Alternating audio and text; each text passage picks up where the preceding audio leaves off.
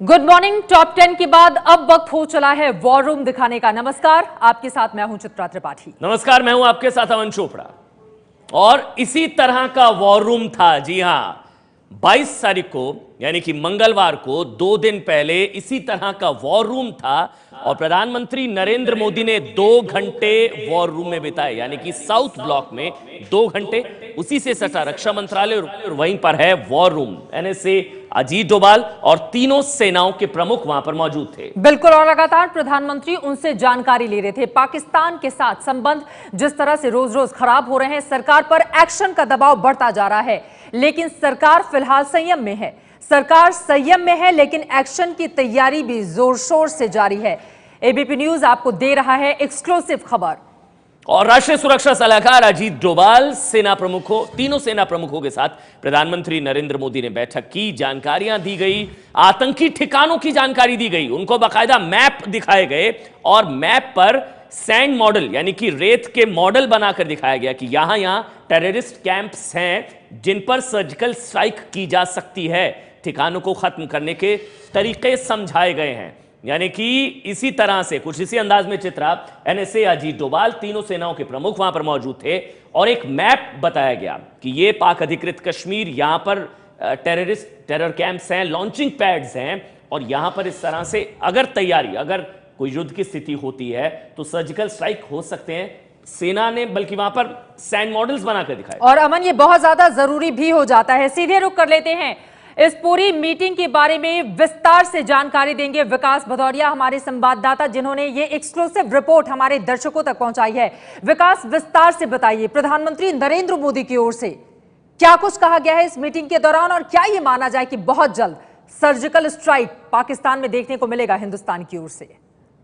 देखिए, उरी के आतंकी हमले के बाद से ही लगातार प्रधानमंत्री सुरक्षा मामलों पर उच्च स्तरीय बैठक कर रहे हैं और इसमें कोई दो राय नहीं कि उन्होंने साफ कर दिया है कि जो भी उरी हमले के दोषी हैं उनको सजा जरूर दी जाएगी।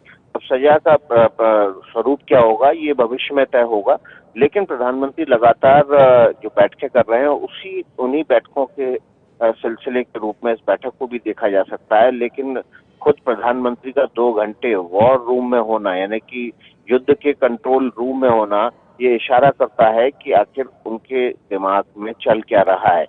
तकरीबन 2 घंटे तक प्रधानमंत्री वहां थे, तीनों सेनाओं के प्रमुख वहां थे, राष्ट्रीय सुरक्षा सलाहकार वॉर रूम में थे। ये साउथ ब्लॉक का सबसे ज्यादा, जिसको कहते हैं अति गोपनीय इलाका है और यहाँ पर किसी को भी आने जाने की इजाजत नहीं है।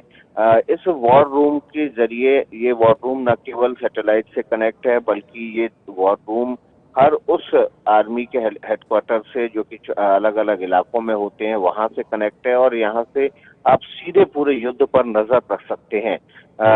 कल जब प्रधानमंत्री वहां पर पहुंचे थे तो वहां पर उनको नक्शे के जरिए पाकिस्तान के अलग अलग सामरिक ठिकानों के बारे में जानकारी दी गई और उन नक्शे पर लोकेशन बताने के बाद उनको जो सैंड मॉडल थे उनके जरिए उन सामरिक ठिकानों को दिखाया गया और सेना ने सर्जिकल स्ट्राइक की सूरत में वो किस रणनीति पर काम करेगी, क्या उसका प्लान होगा, वो उस सैंड मॉडल के जरिए प्रधानमंत्री को बताया। इस दौरान प्रधानमंत्री लगातार तीनों सेनाओं के प्रमुखों से सवाल भी पूछते रहे। उरी के आतंकी हमलों के बाद ये बेहद अहम है कि खुद प्रधानमंत्री वॉर रूम में है, सेना के युद्ध बिल्कुल 2 घंटे तक वहां पर बिताए। शुक्रिया विकास। तो चित्रा, ये जो बात प्रधानमंत्री ने कही थी कि बख्शा नहीं जाएगा, फिर मनोहर पर्रिकर ने कहा दिया कि हल्के में ना लें जो प्रधानमंत्री ने कहा है, यानी कि ये जो मीटिंग हुई है इससे इस बात का अंदाजा लगाया जा सकता है कि ये विकल्प है, ये विकल्प तलाशा जा रहा है। और हम दिखा देते एक बार फिर से, सेना प्रमुख दलबीर सिंह सुहाग, वायुसेना प्रमुख अरुण राहा, नौसेना प्रमुख सुनील लांबा भी मौजूद थे एनएसए के साथ और प्रधानमंत्री नरेंद्र मोदी सबसे एक एक जानकारी ले रहे थे। पीएम को पावर पॉइंट प्रेजेंटेशन वहां पर दिया गया, उन्हें विस्तार से जानकारी दी गई, रेत के मॉडल दिखाए गए, इसलिए क्योंकि अगर हमला करना हो तो किन किन चीजों का हमें ध्यान रखना होगा और एरिया वो कौन कौन से होंगे। कुछ इसी तरह का टेबल था जो आप देख रहे हैं, ग्राफिक्स के जरिए हम आपको दिखा रहे हैं। कुछ इसी तरह का टेबल था और ये जो आप ग्रे कलर से देख रहे हैं, ये इसी तरह से रेत के मॉडल बनाकर दिखाए गए थे कि अगर सर्जिकल, अगर इस तरह का ऑप्शन है, अगर विकल्प है, अगर सर्जिकल स्ट्राइक होती है, जो लॉन्चिंग पैड्स हैं पीओके में या जो टेरर कैंप्स हैं, तो फिर किस तरह से किया जा सकता है? क्योंकि ये आपको बता दें, वॉर रूम में 2 घंटे बिताना, जिस तरह से विकास भदौरिया ने भी बताया कि मायने रखता है, और इस बात की तरफ भी अंदेशा जरूर जाहिर होता है कि यह भी विकल्प अभी बंद नहीं किया गया है।